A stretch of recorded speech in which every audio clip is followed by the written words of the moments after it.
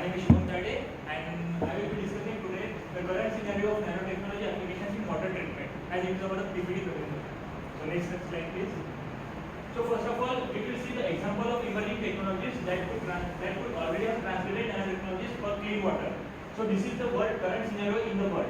Here you can see that the MIT, that is Massachusetts Institute of Technology, United States, which is very well known, has developed a metal organic framework and which has application in atmospheric water harvesting.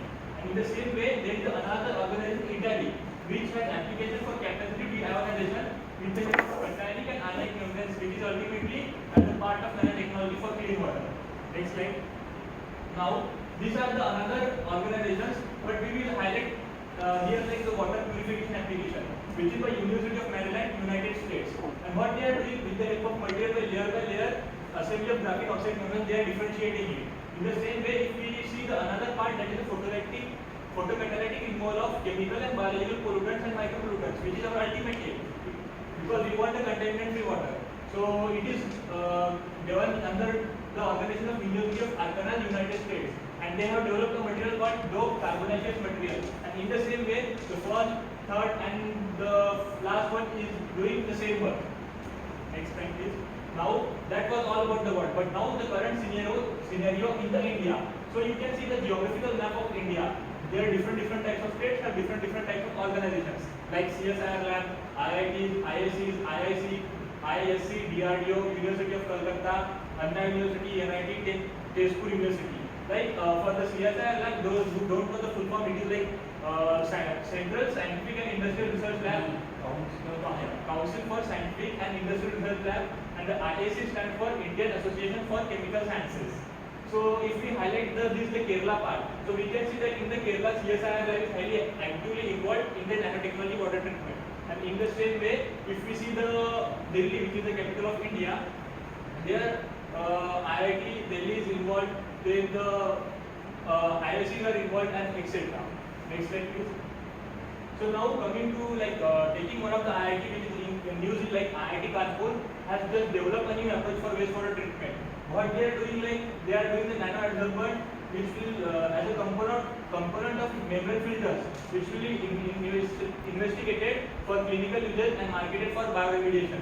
So we can say that the CSIR and IIT are mostly involved in the nanotechnology application in water treatment or purification in India.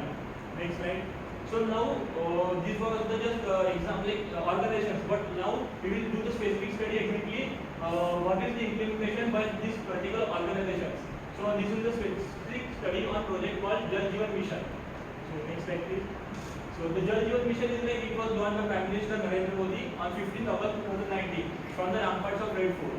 So what its aim is like, it has aimed to provide a functional household tap connection by the year 2024. So under this mission, several prototypes are developed and demonstrated to provide arsenic, fluoride, and other contaminant-free drinking water to the rural people of Assam and as well as the other peoples also. So Centre has already approved 1,407 crore for the implementation of Jal Jeevan Mission. Next slide please.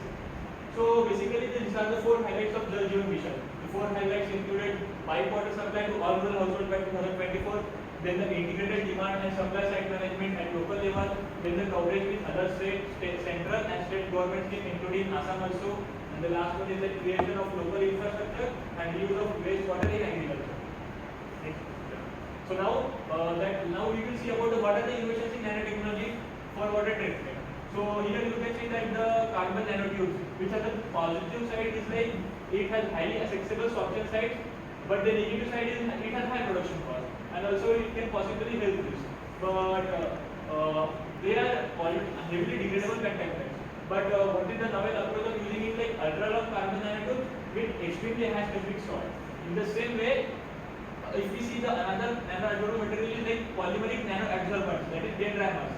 Like they have a positive factor in like they are bifunctional in nature, which inner shell absorb organics and outer branch absorb heavy metals, and they are reusable in nature. In the same way, they have one negative side, that is it will involve complex multi-stage in different stages, like complex multi-stage production process. But their application is like removal of organics and heavy metals, which we want because we want to purify water, right? Then after that, if we see the last one, that is zeolites. What is its positive property is like the controlled release of nanosilver and bactericidal. But the negative side is like reduce active surface to immobilization of nanosilver particles. So now we will see about what are the products available in market also. So the with the help of absorption technology, iron hydroxide are available in the market. So they are solving the problem of arsenic-free water, and it is done by the organization IIT Madras. If the product is already available in the market, means we can see that the status of the product is commercial, and if we see its cost, it is like 0.14 cents per gallon. In the same way, there is another product, nano alumni fibers, which is also a part of absorption technology, but they are solving the problem of removing submicron and colloidal particles from the water, and it is done by the Argonite organization, and it is also available in the market. That is why its status is commercial, and it has cost of 0.03 cents per gallon. In the same way, there is another material like high surface area carbon electrodes, which will remove dissolved salts and metals, and it is done by the organization of INNODI and IIT Madras, and it has 0.05 cents per gallon.